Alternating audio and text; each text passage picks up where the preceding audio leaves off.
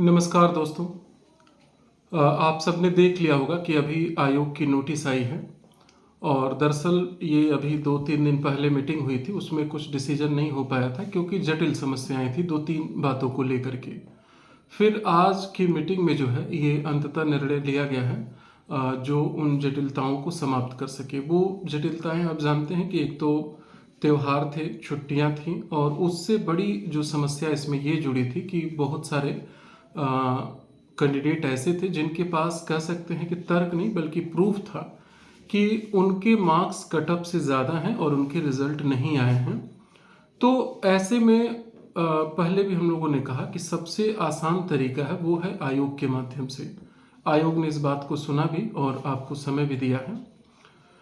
अब इस नोटिस से हम क्या क्या बातें निकाल सकते हैं उस बात को ध्यान में रखिएगा।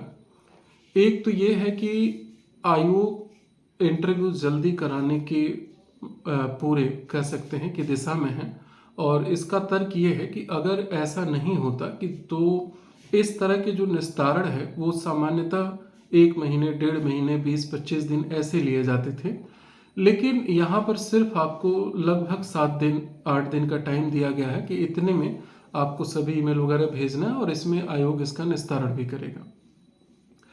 अब दो कंफ्यूजन आपके दिमाग में बहुत बहुत तेजी से आई होगी। एक तो ये कि क्या जिनका रिजल्ट हो गया है उनके साथ क्या होगा और क्या दोबारा रिजल्ट आएगा, कितने सब्जेक्टों का आएगा, etc। तो देखिए बहुत आसान इसके आंसर है, मैं कुछ तर्क के साथ आपको बताता हूँ।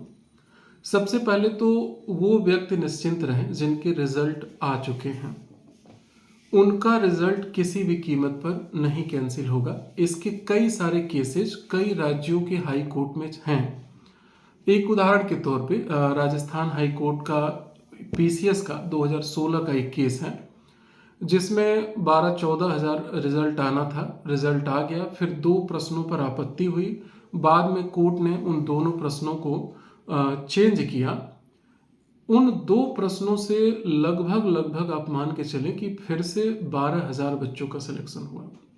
यानी कि पीटी में 16 या 17 का है, आप चेक कर सकते हैं, 24,000 बच्चों को मेंस के लिए इनवाइट किया गया था।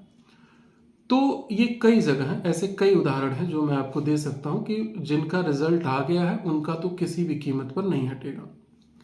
अब क्या दोबारा रिजल्ट आएंगे या नहीं आएंगे, तो देखिए एक तो ये है कि ये जो आपत्ति करने वाले बच्चे हैं, अगर हम टोटल क्वालिफाइड बच्चों से तुलना करें तो इनकी संख्या बहुत ज़्यादा नहीं है। मान सकते हैं कि ऐसा मेरे पास कोई आंकड़े नहीं है, लेकिन मान लीजिए कि 200 300 400 इतने हो सकते हैं जिनके पास ओएमआर भी हो, उन्होंने चेक भी किया हो, उससे ज़्यादा भी हो रहे हों और वो भी ठीक ठाक ज़्यादा।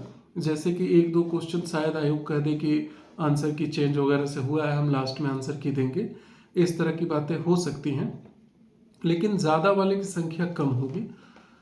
इसमें थोड़ा सा और हम तोड़ करके देखते हैं कि जितने बच्चे अभी जो ईमेल भेजेंगे या फिर लिखित तौर पे वहाँ पर देंगे, उनमें एक संख्या ऐसी भी है जिनका ओएमआर से रिलेटेड मिस्टेक है, जैसे कि रोल नंबर मिस्टेक हुआ, city mistake, district code mistake, इस तरह से।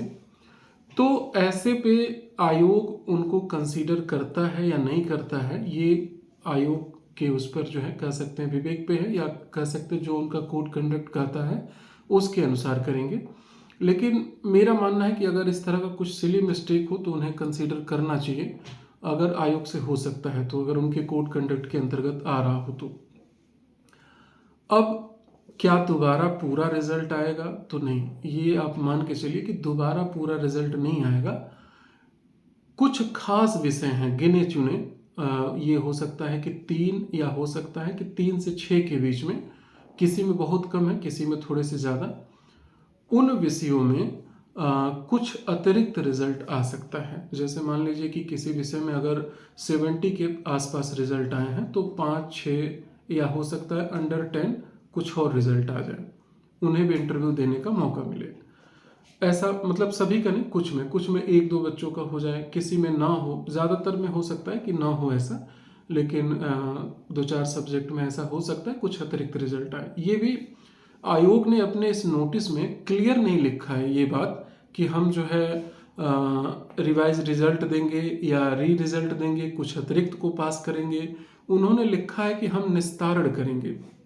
निस्तारण का मतलब ये है कि यदि अनिवार्य हुआ रिजल्ट देना तो वो इस पर रिजल्ट देंगे, बल्कि कह सकते हैं इसकी संभावना अधिक है कि थोड़े बहुत रिजल्ट कुछ खास सब्जेक्टों में वो दे सकते हैं, और देना भी चाहिए। जिनका मान लीजिए कि अगर इस तरह का मेहनत से उन्होंने रिजल्ट मार्क्स लाए हैं तो उन्हें मौका मिलना चाहिए इंटरव्यू का। ये कुछ और आकलन जो है हम लोग कल परसों एक बार फिर बात करेंगे, अगर इसके संबंध में कुछ और आंकड़े मिलते हैं तो। आज के लिए बस इतना ही। थैंक यू सो मच आप सभी का।